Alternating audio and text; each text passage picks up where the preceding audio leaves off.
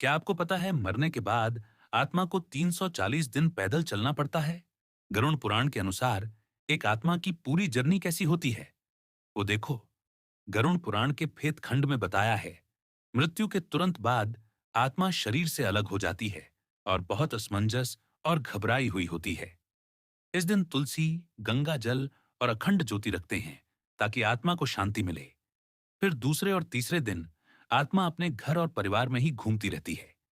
इसीलिए गरुड़ पुराण का पाठ और मंत्र जाप किया जाता है ताकि आत्मा को डिटैच करना आसान हो।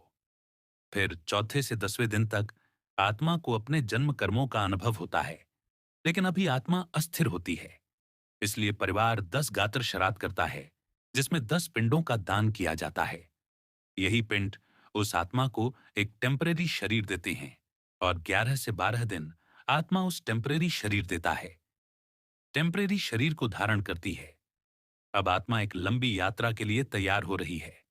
13वें दिन परिवार 13वीं का श्राद्ध करता है और इस दिन के बाद से आत्मा इस भूलोक से पूरी तरह से डिटैच हो जाती है।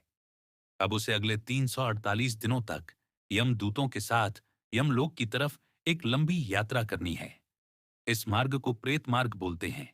असल में आत्मा को 340 योजन पूरे करने होते हैं और हर दिन वह एक योजन ट्रैवल करती है। यह रास्ता आत्मा के कर्मों के हिसाब से तय होता है। अच्छे कर्म होंगे तो विष्णु दूत आत्मा को लेकर जाएंगे और अगर बुरे कर्म होंगे तो यमदूत और रास्ता गर्मी, सर्दी और तड़प से बड़ा होगा। परिवार ने जो पिंडदान किए होते हैं वह आत्मा के इसी 348 दिनों के जर्नी विद काम आते हैं।